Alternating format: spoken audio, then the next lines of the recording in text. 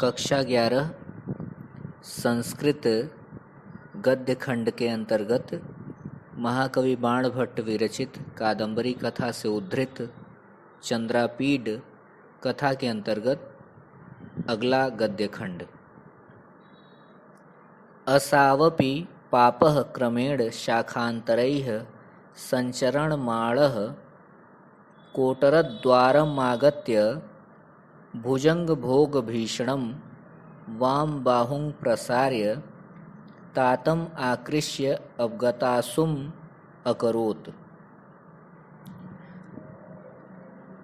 इस खंड में महाराज शूद्रक के द्वारा शुक से उसके जीवन की कथा पूछे जाने पर शुक अपनी कथा को कहना प्रारंभ करता है तथा शबर सेना का वर्णन करता है। उसी क्रम में वह बताता है कि असावपि, असौ धन अपि, एचोय वायावह से अयादि संधि यहाँ पर हुआ है। असौ अपि अर्थात वह भी, पापः अर्थात पापी, क्रमेण क्रमशः, शाखांतरैः एक शाखा से दूसरी शाखा पर, वृक्ष के शाल्मली वृक्ष के एक डाली से दूसरे डाली पर, संचरमाणः घूमता हुआ, भ्रमण करता हुआ, कोटरद्वारमागत्य कोटर के द्वार पर आ करके, भुजंग भोग भीषणम, भुजंग सांप के, भोग फन के समान, भीषणम भयंकर, वाम बाहुम बाईं भुजा को, प्रसार्य फैला करके, तातम पिता को अर्थात शुक के पिता को, आकृष्य खींच करके, अवगतासुम उन्हें प्राण रहित अकरोत कर दिया। तात्पर्य यह है कि जब बूढ़ा भील सभी पक्षियों के बच्चों को और पक्षियों को मार रहा था मांस के लिए, तभी वह एक शाखा से दूसरी शाखा पर घूमता हुआ पहुंचा और उस शाखा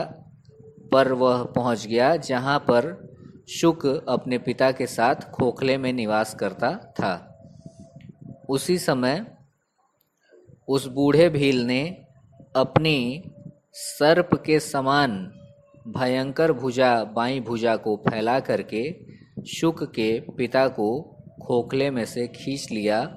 और उसका प्राणांत करके उसे नष्ट कर दिया। माम तु स्वल्पत्वात् भय संपीडितांगत्वात्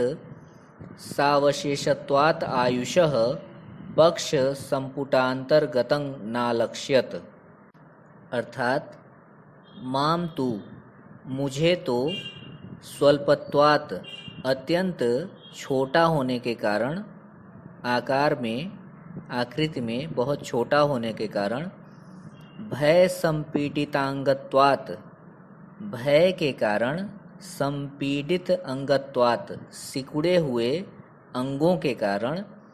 सावशेषत्वात् आयुषः आयुषः सावशेषत्वात् अर्थात आयुषः आयु के, सावशेषत्वात् बचा हुआ होने के कारण, शेष होने के कारण, पक्ष संपुटांतर्गतं तथा पिता के पंखों के बीच छिपे हुए होने के कारण, नालक्ष्यत न अलक्ष्यत वह भील नहीं देख सका। अर्थात शुक को अत्यंत छोटी आकृति वाला होने के कारण और भय से सिकुड़े हुए अंगों के कारण तथा आयु के शेष रहने के कारण और पिता के पंखों से चिपके हुए रहने के कारण वह भील नहीं देख सका। उपरतं च तातम अवनितले शिथिल शिरोधरम अधोमुखम अमुंचत। अर्थात शिथिल शिरोधरम लटकी हुई, शिथिल हो गई, लटकी हुई गर्दन वाले, अधोमुखम तथा नीचे की तरफ मुंह किए हुए, उपरतं च और मृत्यु को प्राप्त हो चुके हुए तातम मेरे पिता को अवनितले पृथ्वी के तल पर भूमि पर अमुंचत गिरा दिया या छोड़ दिया। उस भील ने शुक के पिता को शिथिल गर्दन वाला होने के कारण, लटकी हुई गर्दन वाला और अधोमुखम नीचे मुख के करने से उपरतम च और मृत्यु को प्राप्त हुआ जानते हुए अवनितले अमुंचत पृथ्वी तल पर छोड़ दिया या गिरा दिया। अहमपि तच्चरणांतराले निलीनः तेनैव सह अपतम। आगे कहता है शुक कि अहमपि मैं भी तत्चरणांतराले उनके पैरों के बीच में निलीनः छिपा हुआ तेनैव सह उन्हीं के साथ यानी पिता के साथ अपतम नीचे गिर पड़ा। अर्थात छोटा हुआ होने के कारण और पंखों से चिपका रहने के कारण शुक भी अपने पिता के साथ ही उनके पैरों में छिपा हुआ नीचे की तरफ गिर गया, अर्थात भूमि पर गिर गया।